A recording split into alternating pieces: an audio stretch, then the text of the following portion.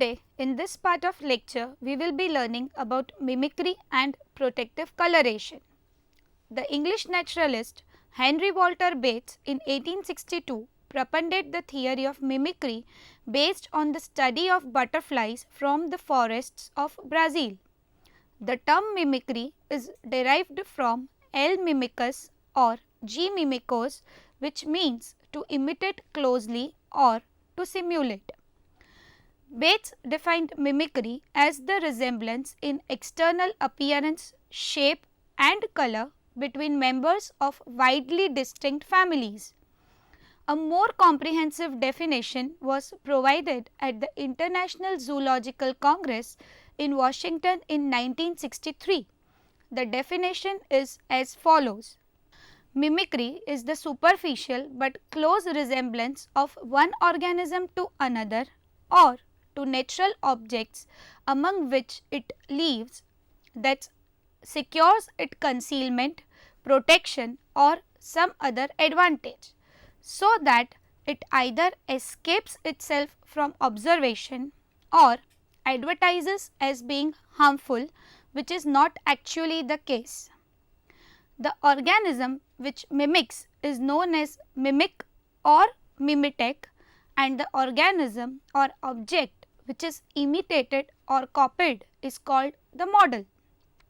The mimetic imitates other organism not only in shape, size and color, but in action and attitude also. Now we will be studying evolution of mimicry. There are different views as regards to the origin and evolution of the phenomenon of mimicry. Number 1. Chance similarity.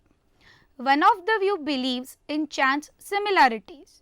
In such a vast array of species and wide range of possible relationship between them and with their environment, the possibility to chance resemblance among diverse forms cannot be ruled out.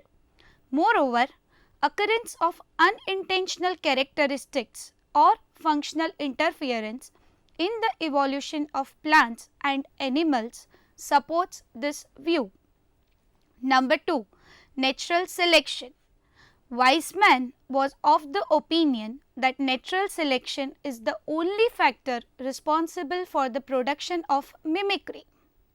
He suggested that the similarities existing between white butterflies and Heliconidae are on account of selection only. Number 3. Mutations. According to recent views, mimicry is due to action of genes. Fisher attributed origin of mimicry to dominant gene mutations. Some people believe that mimicry arose as a result of single gene mutation. Fisher and Ford, on the other hand, suggest that normally there is only one allelomorph involved, causing the resemblance between the model and the mimic. The pattern thus involved is then perfected by the action of modifying genes and natural selection. This view is supported by the breeding data obtained from polymorphic and non-polymorphic species. It has also been shown that mimicry is improved during the course of time by selection of suitable modifiers. Now, we will be discussing various kinds of mimicry. Mimicry can be classified into 3 categories. Number 1. Protective mimicry. Number 2. Aggressive mimicry. Number 3. Conscious mimicry.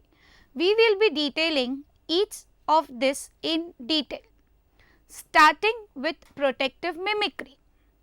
The protective mimicry or defensive mimicry includes those cases of imitation in which the organisms mimic either some other organism or the natural object in form, color or behavior, and thus protect themselves from their predators. This could be obtained either by concealment, warning or by cryptic structures. Concealing mimicry. The concealing type of protective mimicry is very common amongst animals. The organisms conceal or camouflage either by altering their coloration to fit the background or search a background which matches their color. In certain cases, they mimic the shape and color of other organism or object. Concealing mimicry has three subcategories as follows. A. Changes in color to match the background. B. Changes the place to match the background. And C. Mimicking the living or dead objects. We will be first looking into changes in color to match the background. Few examples cited are as follows. Example number 1. The white crab Cryptolithodes harmonizes so perfectly with the white pebbles on the beach that it is very difficult to recognize it. Its smooth rounded shape, texture and white color almost completely resembles the pebbles. Example number 2. Flatfishes such as plaice and sole are extremely adaptable in their coloration to the background. Their skin contains several groups of variously colored cells whose contents spread or contract to match the body color with the background. It takes only a few hours for this fish to harmonize their color with the substrate. Example number 3. The pupae of the swallowtail butterfly Papiliomacaon look green when attached to plant stems and grey when attached to the free trunks or stones. Moving ahead, now we will be discussing changes the place to match the background. When an animal is not capable of changing its color, it moves to seek out a suitable background for resting. For example, the leaf-green animals sit on leaves, dark-colored animals sit on tree trunks, and sand-colored animals sit on the sand. Example number 1. The caterpillar of noctuid moth Hyloicus pinastri is blue-green in color in juvenile stage and bears 6 longitudinal white stripes. It rests on pine needles where it is very difficult to pick it out. But after last molt, it rests on the brown twigs and is brown in color with irregular white and black flecks. Example number 2. The caterpillar of geometric pine moth Bupalus pinearius is always green with white longitudinal stripes because it always sits on pine needles. This protects them from the predatory birds which prey upon them. Now, we will be studying the last subcategory of concealing mimicry, that is, mimicking the living or dead objects. Example number 1. Indian deadleaf butterfly Kallima paralecta is a classical example of protective mimicry. Its wings are brilliantly colored above but have dull brown undersurface which resembles a dry leaf. When the butterfly settles down and rests, its wings are folded with their upper surface together. Therefore, the exposed undersurface of the wings at rest resembles a dry leaf. Moreover, each wing has a line resembling the mid-rib and notches to match those of the leaf. Example number 2. The stick insect or walking stick exhibits close resemblance with the twigs in having slender body, attenuated limbs, sympathetic coloration and slow movement. Example number 3. Leaf insect Phyllium possesses flattened and expanded body and limbs. It is green in color and possesses irregular yellowish spots which simulate the fungus or rust grown upon a leaf. Example number 4. The stick caterpillars of geometrid moth Solania tetralunaria resembles a small twig in color and shape.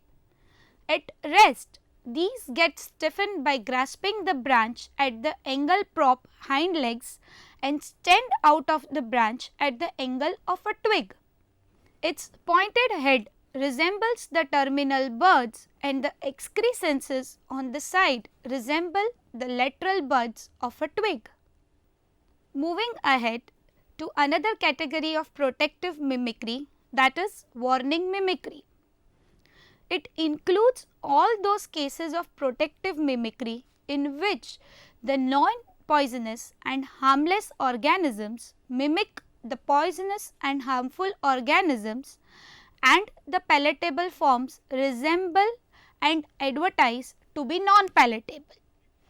This type of mimicry is helpful in self-defense because by imitating these are able to delude and frighten the enemy and escape themselves. Examples of warning mimicry are as below. Example number 1. Certain non-poisonous coral snakes of the family Colubridae exhibit color pattern of poisonous coral snakes belonging to the family Elapidae. These have alternating bands of bright red and black color edged with yellow. For example, the juvenile of Lampropeltis doliata geigae exhibits coral pattern similar to that of Micrurus. Similarly, Rhinobothrium, Erythrolamprus and Pseudoboa, which are less harmful, resemble to more poisonous Micrurus. Example number 2. The non-poisonous snake of genus Heterodon flattens its head, produces frequent hissing and strikes to advertise as if it is dangerous. Example number 3. The palatable viceroy butterfly Lamentis, which can be easily preyed upon, mimics the distasteful or a non-palatable monarch butterfly of the genus Danis. Example number 4. In some dimorphic species, only the female butterflies exhibit resemblance with distasteful or inedible butterflies. For example, Papiliomeryons is a non-mimetic species found in Madagascar. Its males and females both possess tail on the hind wing. In Papiliodardanus, which is found in Africa, the males mimic with Papiliomeryons, whereas females mimic an unpalatable denoid butterfly. Example number 5. Some spiders that live in association with ants not only have the same warning color pattern, but the same general appearance and are therefore mistaken as ants by their enemies. Example number 6. Similarly, a moth, Cessia crabroniformis, mimics the dangerous wasp Vespa crabro. Now, we will be studying cryptic structures. Animals exhibit several contrivances to delude the predator and protect themselves. It has two subcategories as below. Category A. Black spots or eye spots. Butterflies, caterpillars, peacock, etc. possess black spots on their wings or body. This may be simple rounded black spots or black spots with light contrasting rings or exactly eye-like. Their sudden display by the animal at the time of danger frightens off insectivorous birds. Black spots are also displayed by various fishes, that is Notopterus, Chitala and flatfish. Eye spots also occur on the shell of Trionyx hurum. Since the predators attack the prey towards the eye or in their vicinity, they are misdirected by the conspicuous eye spots present at the posterior end and the prey is protected. Second subcategory of cryptic structures, that is dummy head. In certain animals, the posterior end of the body has eye spots and is modified in such a manner as to resemble the head, whereas their true head is either inconspicuous or remains hidden below the body. The dummy head misleads the predators which normally attack towards the head. The victim suddenly darts in the wrong side and the predator simply snaps into the empty spaces. For example, number 1. The lanternfly from Thailand has particularly convincing false head. The conspicuous structures on the posterior end resembling antenna, black eyes and black beak are actually the appendages of the wing's tip. Its head is small and remains hidden below the body. Example number 2. The butterfly of genus Thecla also exhibits a dummy head as the hind end of the wings by converging color stripes on the wings and having antenna-like appendages on the wing tips. Example number 3. Many snakes such as Cylindrophis rufus, when faced with opponents or prey, hold their heads still and move the tip of their tail so as to divert the attention of the animal away from the genuine head. Moving ahead to another kind of mimicry, that is aggressive mimicry. Aggressive mimicry or Packhamian mimicry is exhibited by carnivorous animals such as fishes and spiders. These animals either non-seal themselves so that these are not easily recognized from their surrounding, that is concealment, or allure the prey, that is alluring. Therefore, the aggressive mimicry is of two types: A. Concealing mimicry, B. Alluring mimicry. We will discuss concealing mimicry. The animals develop cryptic colors so as to blend with the surroundings or mimic to its model and are not differentiated easily.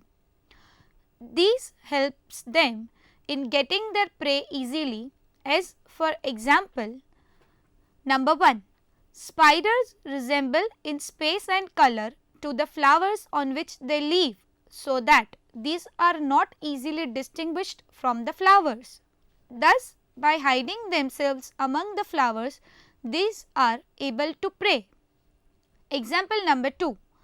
The zone-tailed hawk, that is Butek albo onotatus, glides along with vultures in America and has close resemblance to them in color and shape of the wings. Vultures do not prey upon small animals. The hawk exploits this and dives from the vulture group to take its prey. Alluring mimicry. In this type of mimicry, the animal possesses some lure to attract its prey, whereas it blends itself with the surrounding. The misleaded animals fall victim and form the prey of the mimic. Examples are: number 1. Certain spiders mimic the flowers of orchid and the insects lured to collect honey are devoured. Example number 2. Anglerfish Lophius lives at the sea bottom and camouflages with it. The first fin ray of the dorsal fin is located on the dorsal edge of upper lip some distance in front of the eyes. This ray is known as elysium. It can rotate freely in its ball at socket joint and bears a fleshy cutaneous appendage, the bait, at its free end. The bait is held in front of mouth and swings in all directions. If another fish snaps at this dummy prey, the angler fish swallows it immediately. Example number 3. The American horned frog Ceratophyrus sits still and moves one finger of the hand. This arouses the attention of other animals, including small frogs. When other animals attempt to capture the apparent prey, these animals are preyed upon by Ceratophyrus. Example number 4. Spiders Lasso and Bolo do not spin a web. Instead, they produce a single horizontal thread from which they suspend themselves. Another thread with a terminal sticky droplet acts as trap thread. It is grasped with one of the legs. The trap thread either swirls in a circle or is aimed at the insect or prey flying nearby. Studying the last kind of mimicry, that is conscious mimicry. It is also known as simulation of death. Certain animals exhibit conscious imitation and on the approach of danger behave as if they are dead bodies. Few examples are cited below. Example number 1.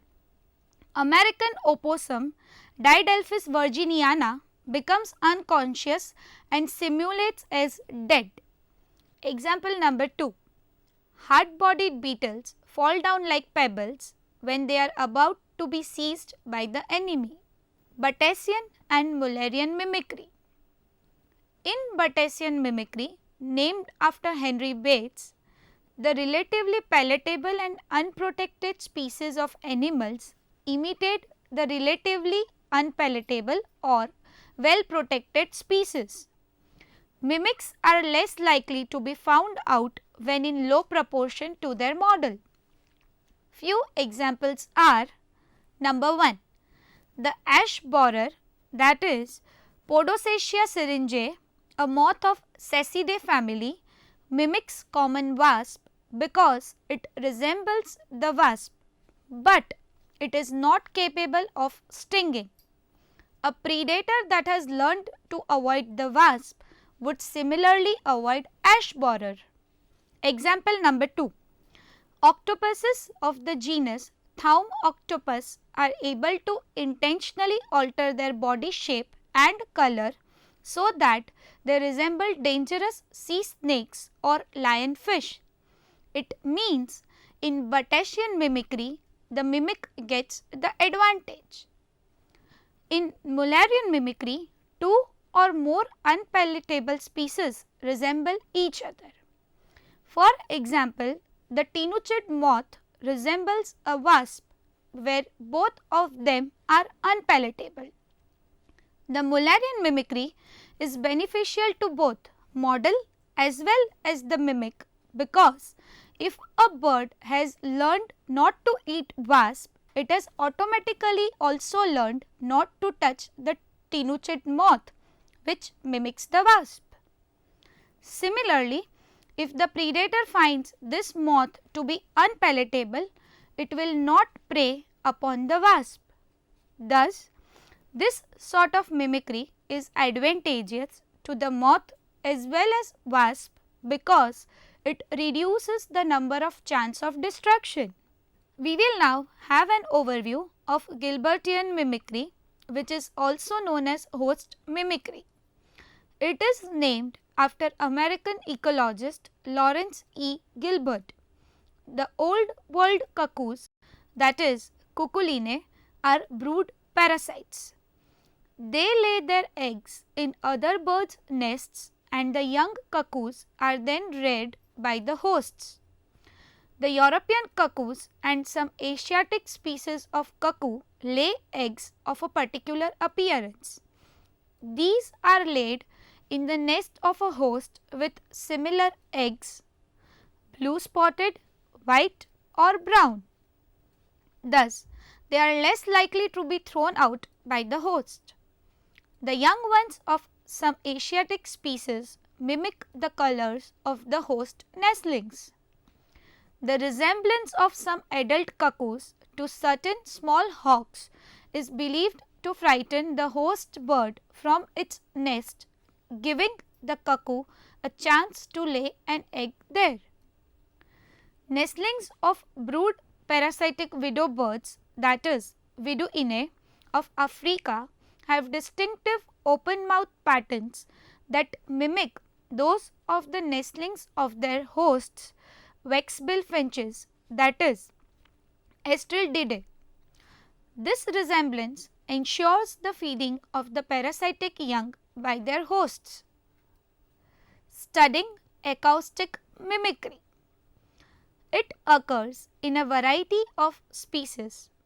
Predators may identify their prey by sound as well as sight, and mimics have evolved that play tricks on hearing of those that would eat them. One example is the use of ultrasonic resistance. Bats rely heavily on echolocation to detect their prey, such that their auditory system might well be equivalent both in importance and perceptual nature to human visual system. Some potential prey are unpalatable to bats and produce an ultrasonic aposematic signal, the auditory equivalent of warning coloration. In response to echolocating, red and big brown rats, tiger moths, produce warning sounds. Bats learn to avoid harmful moths, but due to their association of warning signal with danger, they similarly avoid other species that produce such warning sounds as well. Moving ahead, we will now discuss reproductive mimicry. It can be studied under three aspects as follow. Aspect number 1, mimicry of flowers or mimicry in plants. A classical case is that of certain orchids, that is, Ophrys and Cryptostylus, whose flowers mimic the appearances and odors of the abdomens of the females of certain wasps and bees. Males of the mimicked insects attempt to mate with the flowers, and in doing so they pick up and transfer pollen. A widespread form of plant mimicry is the secretion of special substances by flowers that imitate the odors of carrion and other decaying matter. Thus, flowers such as North American purple trillium, that is Liliaceae, certain arams, that is Araceae, and the old world carrion flowers, that is Stapelia and Euphorbiaceae, attract carrion flies and beetles which pollinate the flowers. Aspect number 2, pseudocopulation. It occurs when a flower mimics a female of certain insect species whose males try to copulate with the flower. It is most common in orchids which mimic females of order Hymenoptera, that is generally bees and wasps. Depending on morphology of flower, a pollen sac called pollinia is attached to head or abdomen of the male. This is then transferred to stigma of next flower, which the male tries to inseminate, resulting in pollination. Aspect number 3, intersexual mimicry. It occurs where individuals of one sex in a species mimic members of opposite sex. An example is the three male forms of the marine isopod Paracersus sculpta. Alpha males are largest and guard a harem of females. Beta males mimic females and manage to enter hair of females, and this allows them to mate with the females without being detected by alpha males. Gamma males are smallest males and mimic juveniles. We will be now discussing the last type of mimicry, that is automimicry. Automimicry or intraspecific mimicry occurs within a single species, one case being where one part of an organism's body resembles another part. Examples include snakes, in which the tail resembles a head and show behavior such as moving backwards to confuse predators, and insects and fishes with eye spots on their hind ends to resemble the head. Brovarian mimicry. It is a form of automimicry named after Lincoln P. Brower and Jane Van Zett Brower, where the model belongs to same species as the mimic. It occurs when there is a palatability spectrum within a population. Examples include the monarch and the queen from the Danaian subfamily, who feed on milkweed species of varying toxicity. These species store toxins from its host plant, which are maintained even in the adult, that is imago form. The less palatable organisms will therefore be mimics of more dangerous individuals. In sexually dimorphic species, one sex may be more of a threat than another, which would mimic the protected sex.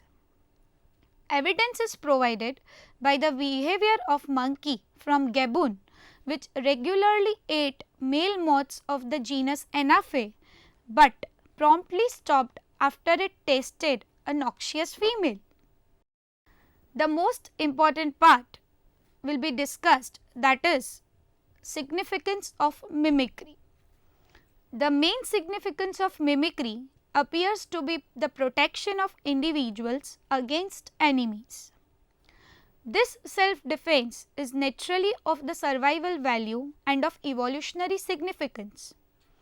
It means natural selection, which is supposed to be one of the most important factors in evolution, favors mimicry, since it assures better survival and greater success in evolution.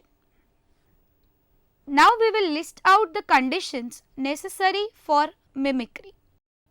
The necessary conditions for the occurrence of protective mimicry have been analyzed by Wallace and are listed below. Number 1. The mimics of the imitative species occur in the same area which are occupied by the models. Number 2. Mimics are always or more often defenseless and they mimic the offensive or harmful animals. Number 3. Mimics are always less in number than the model individuals, so that the deceived animals encounters the mimics less often than the model. Number 4. The imitators should differ from their allies.